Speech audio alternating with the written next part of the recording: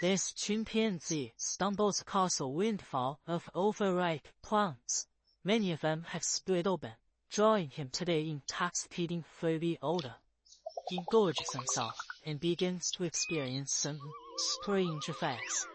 This unwitting ape has stumbled on a process that humans will eventually harness to create beer, wine, and other alcoholic drinks. The sugars in the overripe fruit attract microscopic organisms known as yeasts. As the yeasts feed on the fruit sugars, they produce a compound called ethanol, a type of alcohol in alcoholic beverages. This process is called fermentation. Nobody knows exactly when humans began to create fermented beverages. The earliest known evidence comes from 7000 BCE in China, where residue in clay pots has revealed that people were making an alcoholic beverage from fermented rice, millet, grapes, and honey. Within a few thousand years, cultures all over the world were fermenting their own drinks. Ancient Mesopotamians and Egyptians made beer throughout the year from stored cereal grains. This beer was available to all social classes, and workers even received it in their daily rations. They also made wine, but because the climate wasn't ideal for growing grapes, it was a rare and expensive delicacy. By contrast, in Greece and Rome, where grapes grew more easily, wine was as readily available as beer was in Egypt and Mesopotamia. Because yeasts will ferment basically any plant sugars, ancient peoples made alcohol from whatever crops and plants grew where they lived.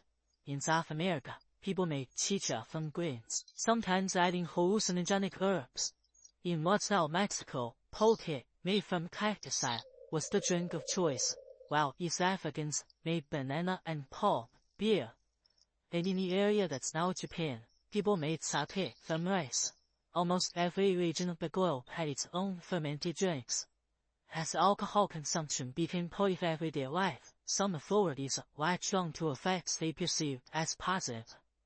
Greek physicians considered wine to be good for health, and poets testified to its creative qualities. Others were more concerned about alcohol's potential for abuse. Greek philosophers promoted temperance.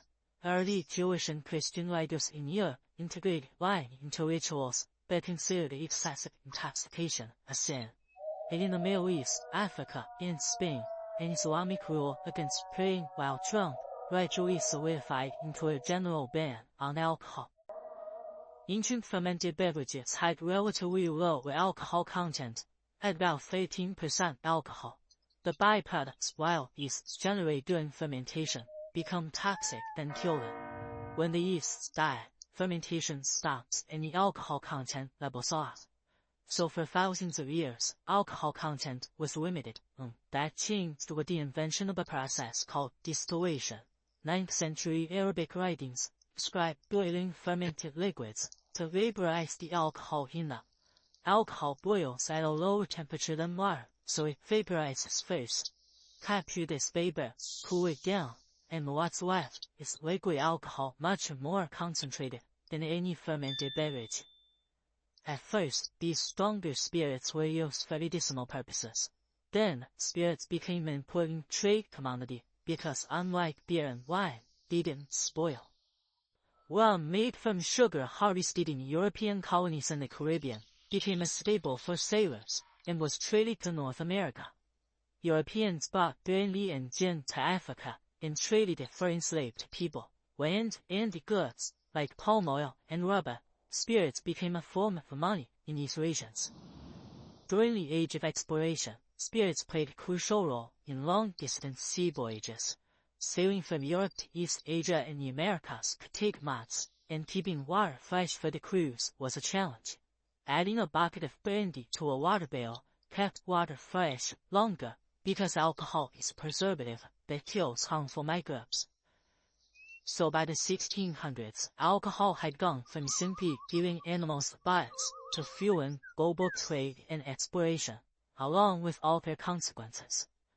As time went on, its role in human society would only get more complicated. Tracing the history of our industry and agriculture gives us a fascinating look at what we value as a species and how we ended up where we are today. Check out these two lessons for a super specific and eye-opening look at why we are like this. On the craft level might be Trumer Pils, Yingling, as well as Brooklyn Lager. There's a ton of different types of ales. In fact, ale is what really brought craft beer into the American limelight, which it is today. Now, some of the most familiar ales we might know would be Allagash White, a Belgian-style white ale. Sierra Nevada's Pale Ale, a hoppy version of a pale